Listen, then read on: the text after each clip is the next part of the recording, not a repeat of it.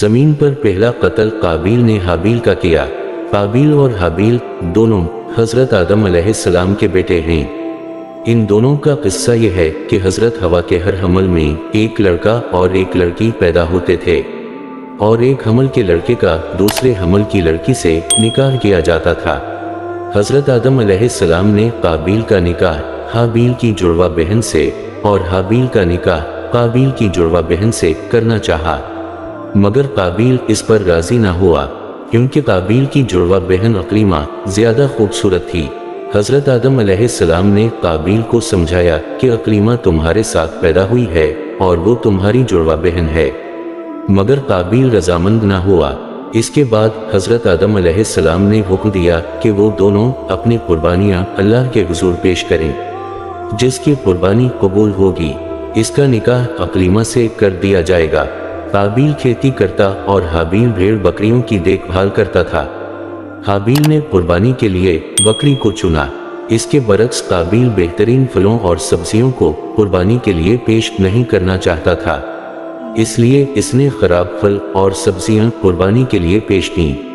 اللہ تعالیٰ نے حابیل کی قربانی منظور کی جبکہ قابیل کی نامنظور۔ یہ دیکھتے ہوئے حضرت آدم علیہ السلام نے حابیل کا نکاح قابیل کی جڑواں بہن سے کرنے کا فیصلہ سنایا، لیکن قابیل بالکل بھی خوش نہیں تھا۔ وہ اتنا ناراض تھا کہ وہ حابیل کو قتل کرنا چاہتا تھا۔ ایک دن حابیل بہت دیر تک گھر نہیں لوٹا۔ حضرت آدم علیہ السلام نے قابیل کو اسے ڈھونڈنے کے لیے بھیجا۔ قابیل گھر سے نکل گیا اور حابیل کو کھیتوں میں ڈھونڈنے لگا۔ آخرکار اسے حابیل گھر کی طرف واپس آتے ہوئے نظر آیا۔ قابیل ابھی بھی ناراض تھا۔ اس نے حابیل سے کہا کہ اللہ نے تمہاری قربانی قبول کی اور میری نہیں، تو حابیل نے جواب دیا، اللہ ان کی قربانیوں کو قبول کرتا ہے جن کے دلوں میں اللہ تعالیٰ کا خوف ہوتا ہے۔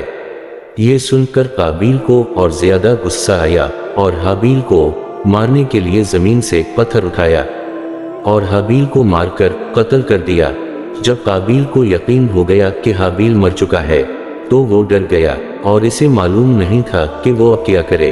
وہ نہیں چاہتا تھا کہ یہ بات حضرت آدم علیہ السلام کو پتہ چلے، لہٰذا وہ اپنے گناہ کو چھپانے کے طریقے ڈھونڈنے لگا۔ حابیل کی لاش چھپانے کے لیے قابیل ایک جگہ سے دوسری جگہ پھر رہا تھا۔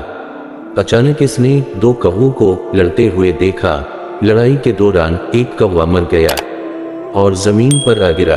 زندہ کوے نے زمین پر ایک گھڑا کھودا اور مرے ہوئے کوے کو مٹی کے نیچے دفن کر دیا۔ کوے کی طرح اس نے زمین میں گھڑا کھودا اور اپنے بھائی کی لاش کو مٹی کے نیچے دفن کر دیا۔ اس طرح دنیا میں پہلا انسان دفن ہوا۔ قابیل نے جو کچھ بھی کیا تھا وہ اس پر شرمندہ تھا اور وہ جانتا تھا کہ لمبے عرصے تک اپنے گھر واپس نہیں جا سکتا۔ حضرت آدم علیہ السلام جانتے تھے کہ کیا ہوا ہے۔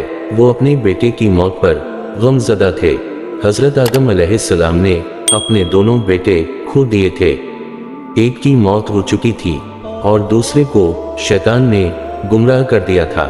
حضرت آدم علیہ السلام نے اپنے باقی بچوں کو شیطان کے بارے میں بتایا اور اللہ تعالیٰ کی عبادت کرنے کی تلقین کی۔